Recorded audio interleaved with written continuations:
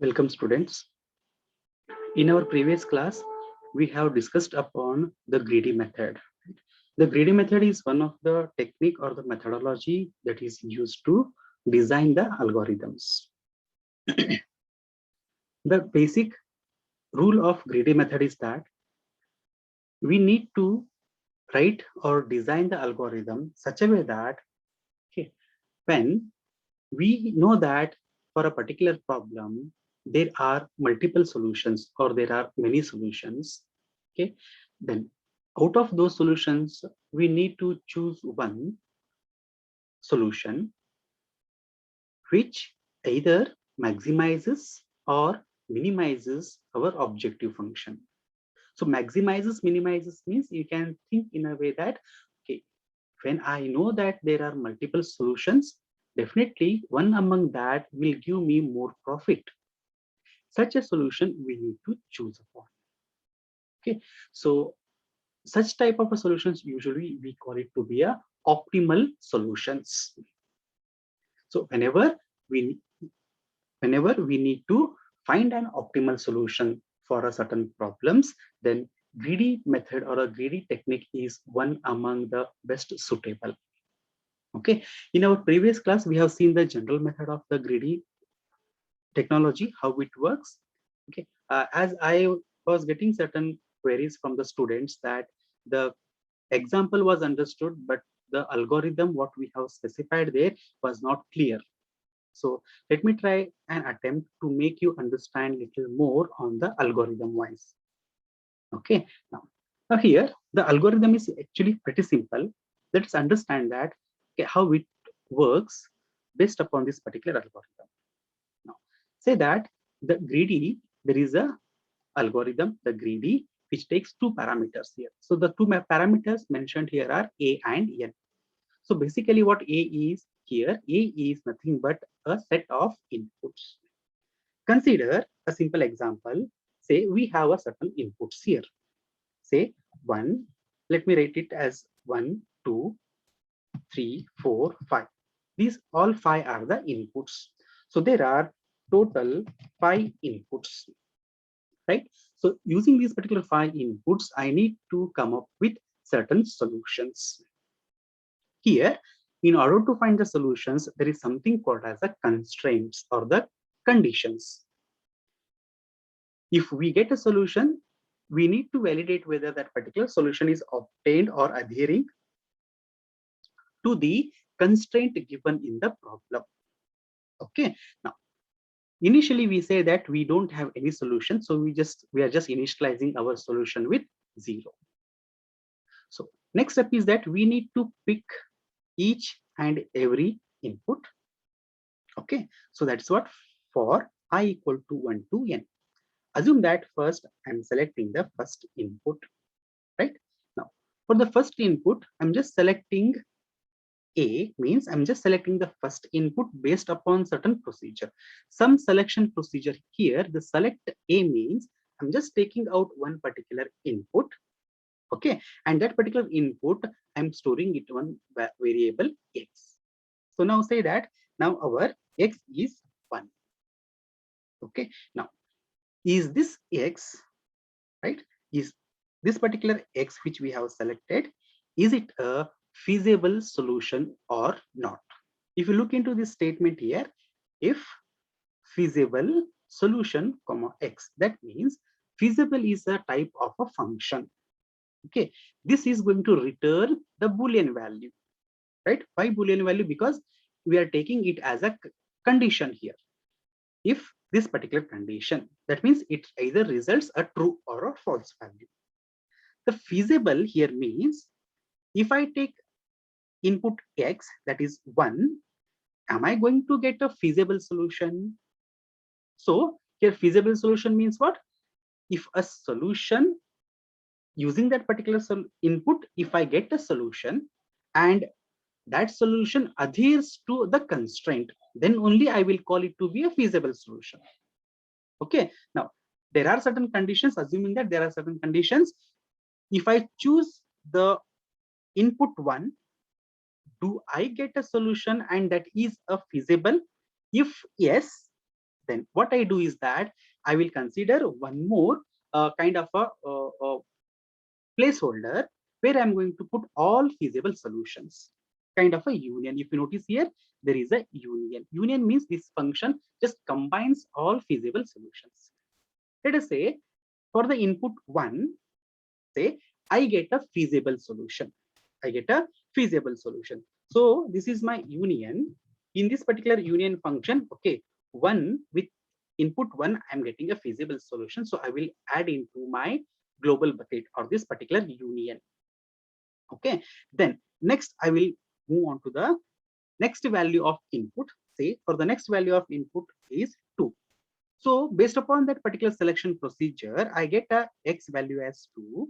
Okay, now with this x value as 2 as an input, if I get a solution, does that solution also provide me a feasible? If yes, then I will add it into my union. Otherwise, I will not add. For instance, let us understand that, assume that with this particular 2 value, I get a solution, but it is not a feasible one. When I say not feasible means it is not adhering to the constraint. In that case, even though I get a solution, but it is not feasible. Since it is not feasible, I will not add into my union. So in the same way, I will go and pick each and every input. And at every stage, I decide whether is it a feasible solution or not. If it is feasible solution, then I'm going to add it into my union. Right? For instance, let us say for the input 3, I get a feasible solution. Since I get a feasible solution, I will add into my union. Say the fourth one, I get a feasible solution, assuming that I will get a feasible solution. So I will add it into my union. Then for the input 5, I don't get a feasible solution. So I don't add into my union. So I have 3 feasible solutions here, right? If you notice, for a given problem, I'm having multiple solutions. Now, as greedy method says, when we have multiple solutions, we need to optimize it. Optimize means I need to think such a way that, or I need to be a greedy. If I need to choose one among these, which either maximizes or minimizes my given objective. So here I will think that, okay, with this particular input or this particular feasible solution, I'm going to earn more profit here. In that case, this 3 will get selected or get updated with the solution here. So whatever solution I update here, right, that is going to be returned. So whatever here in this statement I return, that becomes the optimal solution. Okay, that either maximizes or minimizes the objective function. Okay, now, so this is a general algorithm that has to be worked on the greedy method. Here you will see 3 different functions. First one is a select. Based upon certain selection procedure, we are going to select certain inputs. Then we will have a feasible function. What this feasible function will do, it will try to check whether the solution is a feasible or not. So it is going to return us a Boolean value, yes or no. If it is returning a true value, that means the solution is a feasible, then we can add it into our solution list, feasible solution list. And out of all those feasible solution list, we are going to pick only one solution, okay, that either maximizes or minimizes objective function. Okay, based upon this greedy method, we have also looked into one of the best example as knapsack problem. Let us revise this knapsack problem and we will look into the algorithm of knapsack problem. So in the knapsack problem, what are the things given? Here, whenever we are learning or understanding the knapsack problem, 3 things we should know. First one is the given things. Second one is the objective. The third is constraint. So these are the things we need to actually keep in mind whenever we are working with the greedy methods in general, we can say. What are the things we are given with us? What is the objective? and what are the constraints. In knapsack problem, the given things are what? We are given with n objects. There will be n number of objects. Okay, then there will be also a kind of a knapsack bag. You can call it to be a bag or you can call it to be a knapsack. Okay, that is represented as M. So here M stands for the maximum capacity of the knapsack or the bag. Okay, these are the two things. The other two things what we are given with are the profit and weights of these n objects. The profits and weights of the n objects. So all these four things will be given as a problem, right? Then objective is what? So earlier I said, if in the greedy method, there will be a problem. Along with that particular problem, there will be certain constraint or the conditions. Constraint is what? I need to choose the objects such a way that my objective function should maximize the profit. I need to be very keen or I need to be very greedy in identifying which objects I will select. If I select any particular object, then the profit should be maximum. That is our objective. Then constraint is what? At any given point of a time, right? I should not select more than my capacity. I should not select the objects whose weight should not be more than the maximum capacity. Mathematically, let's say, mathematically, I can put it in this way. I can put it in this way. I need to maximize, I need to maximize my profit, right? So maximize profit means what? It is a summation of PI XI. So P is what? PI is what? It is a profit of an individual object multiplied by the X value. Okay, X value is nothing but the solution vector for a particular object. Okay, then here the I value will be between 1 to n. Okay, what is the subject? Subject to means what is the constraint? The summation of weight with respect to its objective, that is with respect to solution vector, should not cross the total capacity. That means the summation of this particular Wi into Xi should be always less than or equal to M. This is nothing but when I select certain objects to make the maximum profit, then the weights of all the selected objects should not cross the total capacity of my bag or the knapsack.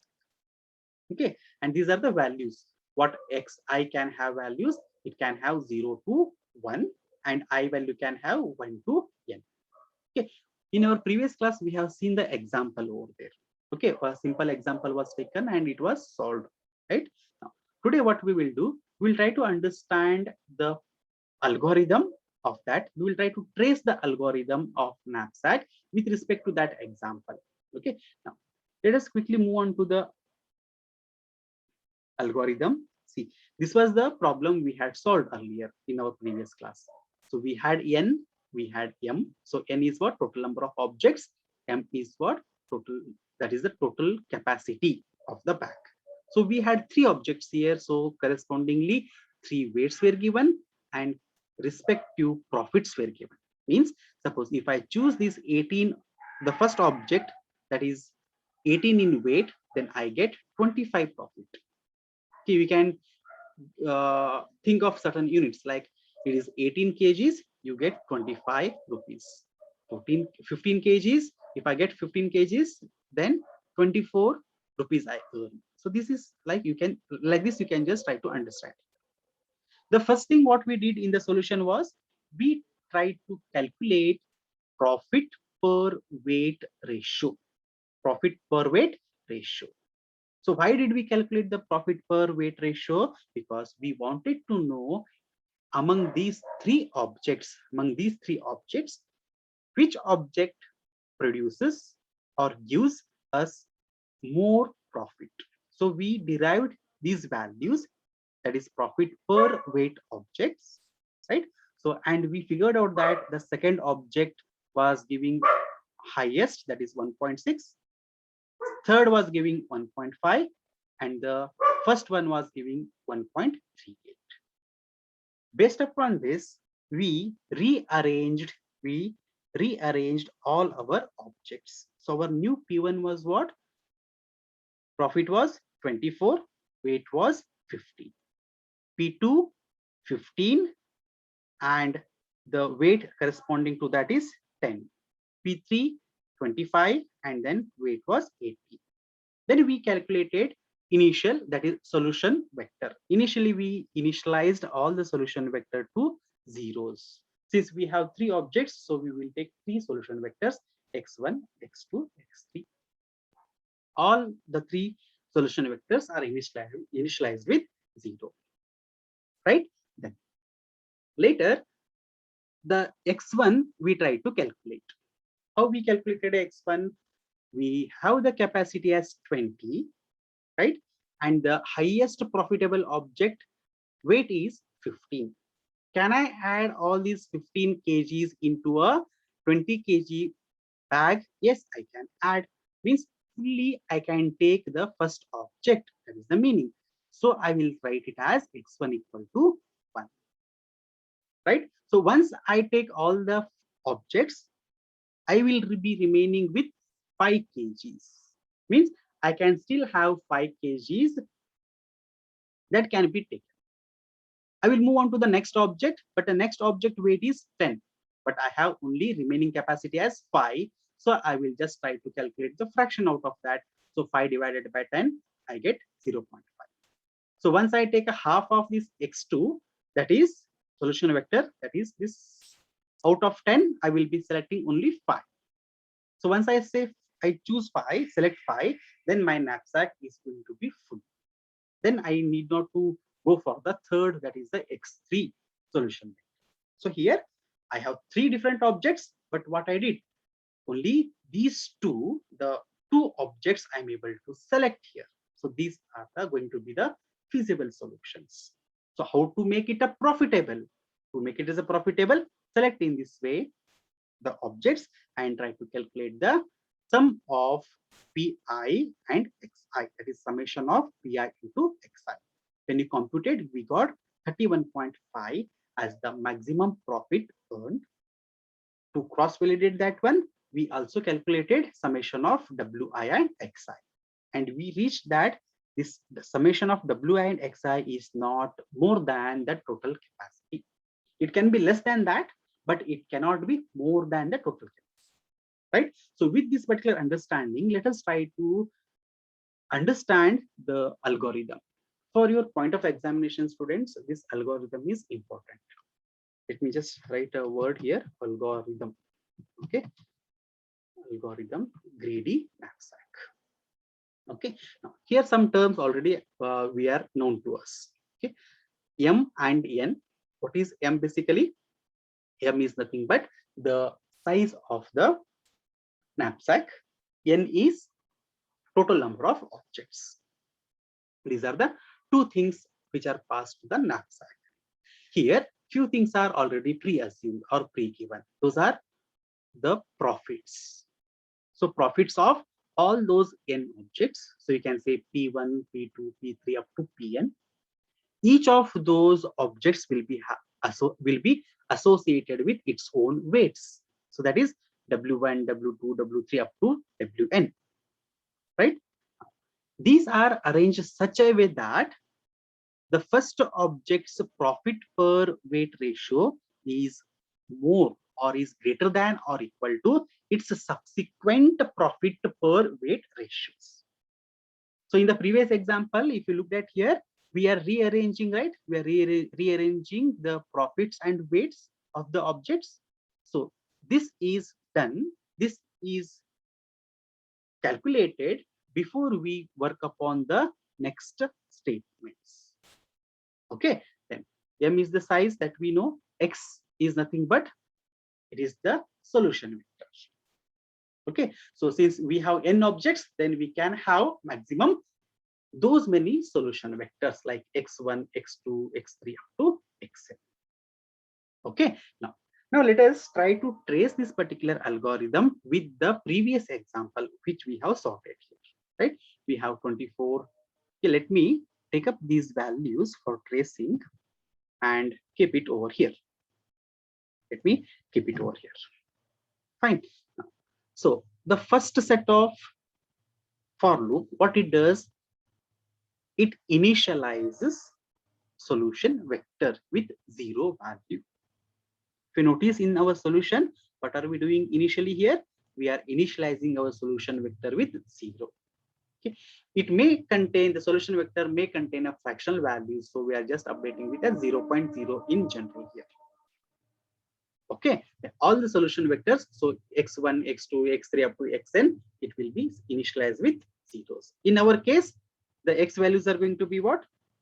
X1 initially it is 0, then x2 equals to 0, x3 equals to 0. Correct? Next, one more variable we are taking, in which we are initializing the value of m. What is value of m actually? It is nothing but the capacity, the maximum capacity of the knapsack or the bag. You know, in the previous example, the m value was what actually 20. So this 20 will get updated to what? U. So our u will contain 20. Why this u is required? Whenever I select a particular object, whenever I select a particular object, I need to subtract that value from the total capacity to know remaining capacity in the bag. For that purpose, I'm taking a variable u, which will be initialized at the beginning with the total size of the bag, that is m. Okay, then next we need to go step by step, starting from the first object to the last object, whether do I select that object or not, right? Is it feasible or not? Okay, that feasible will be calculated over here. Now you are able to see this condition here, right? This particular condition for the if, this is nothing but our feasible solution for that particular selected value for 1. For the first input, whether is it feasible or not, in that way we are going to work it out. So all these things will try to find out whether it is feasible or not. Let us go step by step, students, and try to understand. Okay, let me take out all these things for a moment. Initially we have u equal to 20. Let us pay attention to this particular statement. So for I equal to 1, that is for the first iteration, I value is 1. So with this I value is 1, W1. So W1 here is what? 15. W1 is what? 15. So is this 15 greater than U? What is U? 20. So it results true or false? It results as false value. So false value means break will not be executed. It will move on to the next statement. In the next statement, what I have? Xi is equals to 1.5. So x1 will become 1.0. That means the logical meaning of this particular calculation is what? Total capacity is 20 kgs, and first object I can consider it fully. First weight is 15, and all this 50 I can add into my bag. That is the logical meaning of this particular statement, this particular iteration. Once this x1 is calculated, we need to modify, or we need to re-update the value of u. So what will be the value of u now? U will become u minus wi. So u is what? 20. 20 minus wi. Wi means w1. So w1 value is what? 15. So this is going to be 15. So I get 5. U becomes 5. That means I have left with 5 more kgs that I can add into my knapsack. Okay. Now the for loop will get incremented. Now I get to the second value of I. Second value of I will become 2 in this case. I becomes 2. Okay. Now then, if I here is 2, then W2. W2 is what? 10. Now, is this 10 greater than U? U is here 5, not 20, right? Because from 20, we have already added 15, so remaining is 5. So U becomes 5. Now, look at here the condition. 10 greater than 5. Condition becomes true. Since condition becomes true, that means that I cannot take the second object fully. I need to make a partition of that, or I need to make a fraction out of that. So I need to break out of the for loop. So since this condition becomes true, next statement is break. Break means skip the for loop execution. So it will skip, then it will move on to the if part. So now I need to work upon my fractional part. Okay, now if I less than or equals to n. Now in this case, what is the value of I? I value is 2, right? You can look at here, the I value is 2. 2 less than or equals to n. N is 3, right? So 2 less than or equal to 3 is true. It is true. Then what I do, since the condition is true, I will calculate this value, that is the fractional part. So x of I, that is x2, will now becomes u divided. U is 5. 5 divided wi. Wi means w2. W2 means what? It is 10. So it becomes 10 here. So that results me 0.5. So the second object which I have rearranged here, right? The second object, I'm going to consider half of that, right? Since there are 10 kgs, I'm going to only select 5 kgs of that. Sorry. So once I do that, what I will be getting? I will be getting the total profit, which is maximum. So I have the x1 value. X1 value is 1.2, sorry, 1.0, and x2 value is 0.5. So taking these values, I can calculate the maximum profit using this particular summation formula. P1 into, sorry, Pi into Xi. So P1 into X1 plus P2 into X2 plus P2 into X3. So I will calculate that formula. Using that particular formula, I will get a certain value. That value is nothing but the maximum profit that I will be earning, with subject to the constraint. The constraint here is what? The total capacity, or whatever I select, that will not cross or that will not exceed the total size or total capacity of the bag or the knapsack. Okay, I hope the explanation is understood, student. Let us try to work out one more example here for the greedy method. Let's take certain examples. Let's take in this example n value as 4. That means there is going to be 4 objects. Okay, then the m value is considered in this case to be 60. That is, assume that 60 kgs of a bag, and there are 4 different objects I need to select. Okay, then the profits, let us write down the profit P1, P2, P3 and P4 are equal to, let's say, 16, 20, 10 and 7 are the profits of 4 objects, and weights of those are W1, W2, W3 and W4. The weights are respectively 25, 40, 15 and 10. Okay, now these are the given things with us. We are given with number of objects. We are given with the constraint. Constraint is what? The total capacity of the knapsack, right? Objective here is to what? Maximize our profit, right?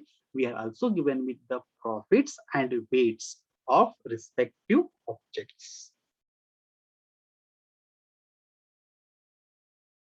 Let me make a change here. This is not 20. The one, so the problem which I worked out was with 23. Okay, so 16, 23, 10, and 7.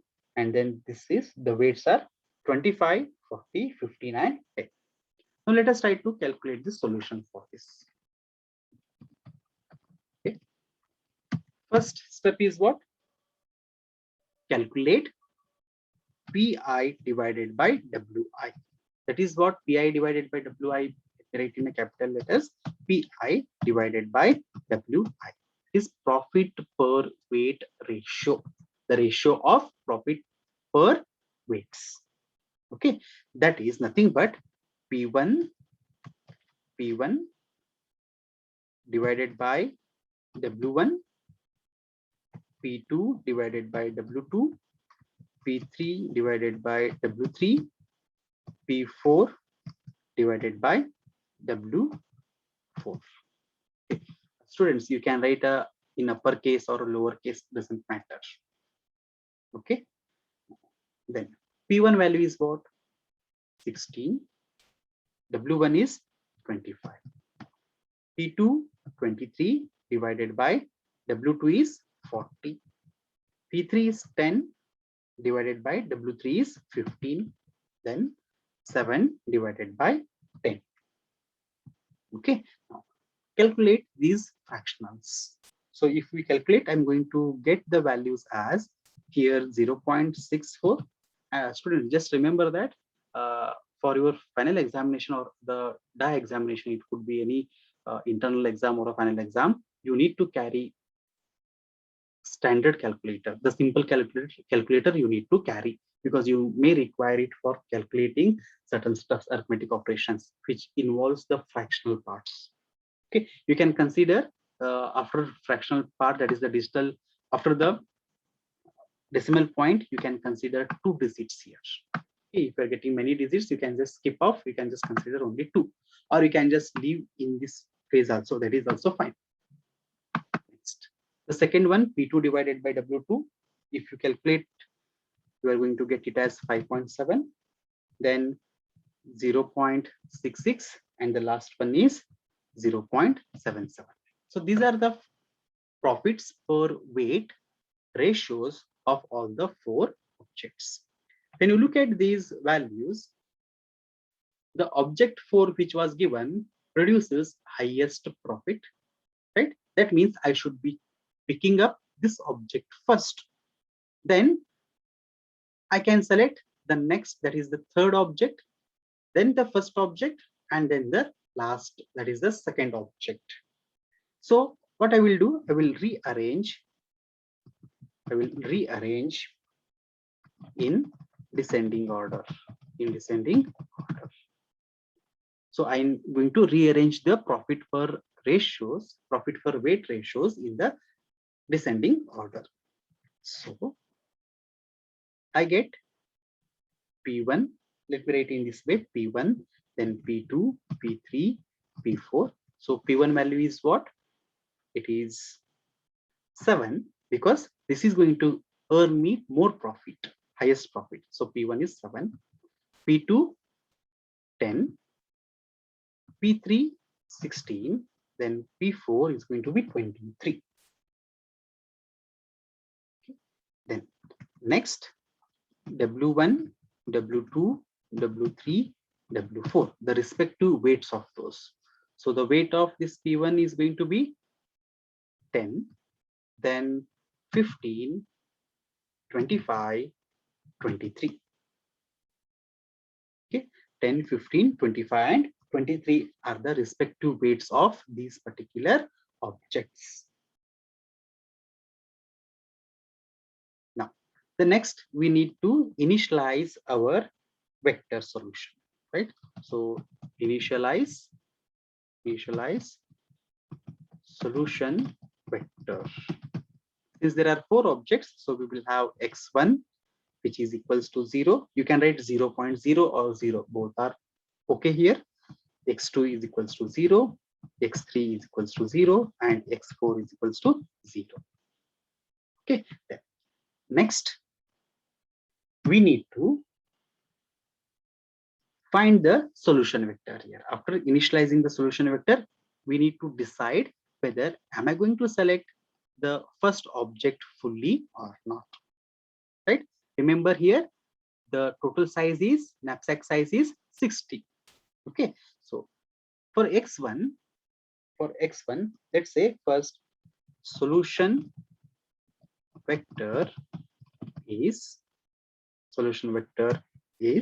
equals to, say x1 equals to, I'm going to select first object fully. Why fully?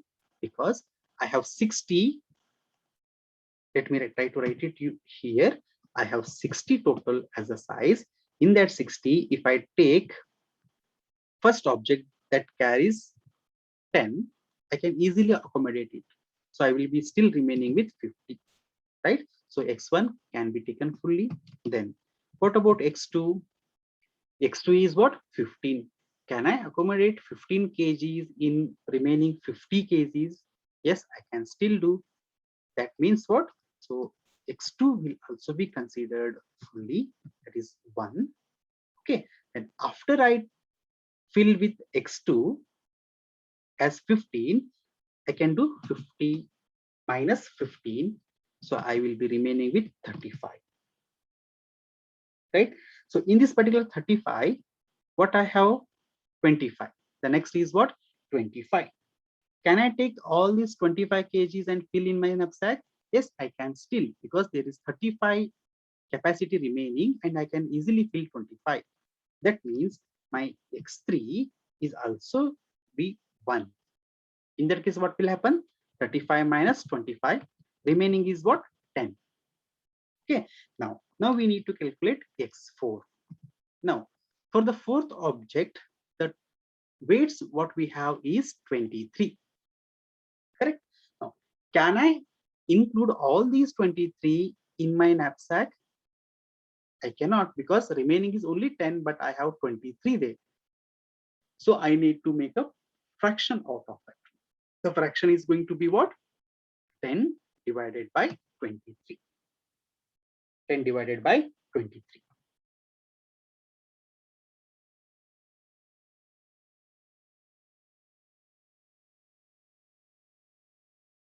Okay, I think here I made a mistake of rating this particular weight for the fourth object. Weight for the fourth object is not 23, actually it is 40. Let me correct it. I'm just correcting this value. This is not 23, 40. 40 is the weight, but 23 is the profit of that. Okay, now let me remove this also. Okay, I think till here x3 is understood. Okay, now our remaining capacity in the knapsack is, assume that it is only 10 kg, but the fourth object what we have the weight as 40. So all this 40 cannot be filled in the remaining 10 kgs of capacity. So what I need to do, I need to make a fraction out of that. So that fraction I can take it as 10 divided by 40. So this 10 divided by 40, I'm going to get it as, I can keep, okay, students, you can just remember here, you can solve this one or keep as it is, because in the next steps, we are going to again perform certain arithmetic operations. Okay, so I'm just keeping as it is only in this example. Now let us try to calculate the maximum profit here. The maximum profit is what? The summation here, the formula you can see, summation of pi xi, where I can take 1 to n values. So you can just write summation of pi xi. Since it is a notepad plus plus, I can't include those symbols. Let me write it as summation of pi into xi. Pi into xi. So elaborate it.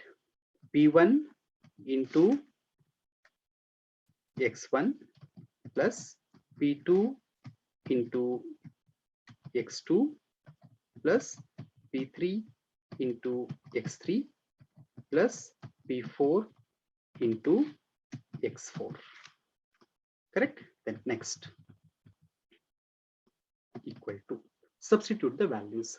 So P1 value is what? It is 7 into x1 is 1 plus P2 is 10 plus x2 is 1. Students, just remember that when we are writing the summations, calculating the maximum profit or the validation step, that is summation of for the weights, we should or you should take the P as the rearranged values, rearranged descending order values.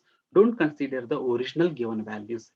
I have seen student selecting the original values as this one. If you select this one, your profit, whatever you get, will yield you the wrong results. Ensure that you are selecting the rearranged values. Okay, then plus P3, that is 16 into 1 plus P4. P4 profit is 23 multiplied by, we have the fractional part, that is 10 divided by 40. Okay, then if you solve this one, you are going to get some value, as I think if you solve it, you will get 38.75.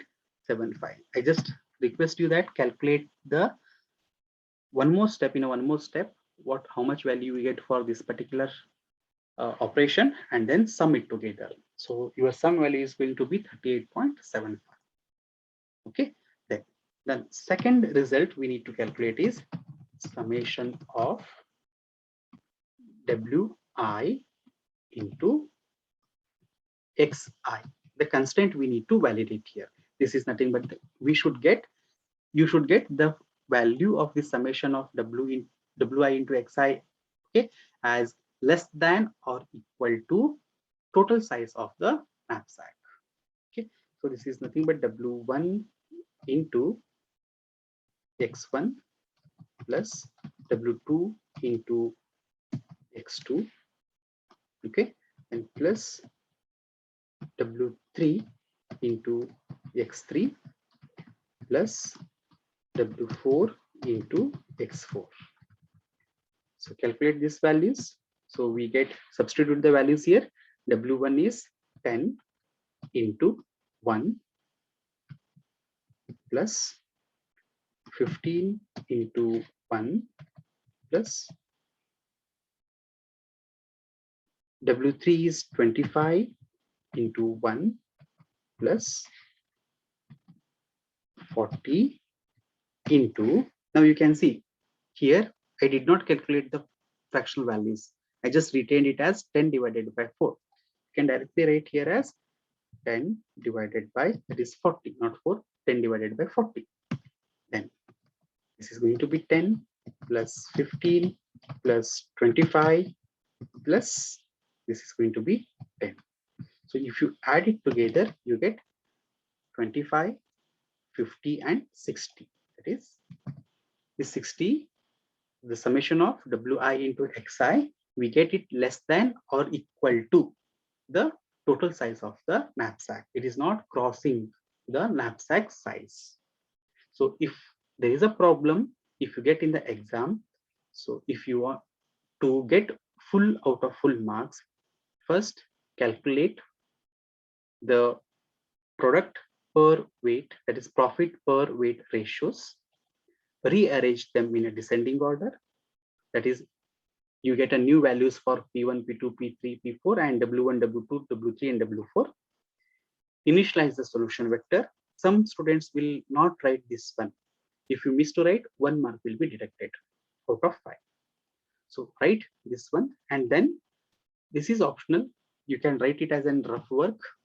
Okay, then write the selection, that is solution vector x1, x2, x3, x4. When you get a fractional part, beyond that, and means after that, you are going to get the x values as zeros. If there are any x values, you're going to get it as zeros only. Okay, then summation you calculate, that is product maximum profit, and then validation of that. Okay, if you write all these, then you are going to get full 5 out of 5 marks. If there are any doubts, students, please get in touch with me. I will clarify your doubts. In the next class, probably again the next class, I'm going to upload an YouTube video, a recorded video, go through that particular recorded video, and then in one of the week, one particular class, we will have a discussion. If there are any doubts, if any clarification you require, then I will dedicate that particular class for the discussion. Okay. Thank you, students.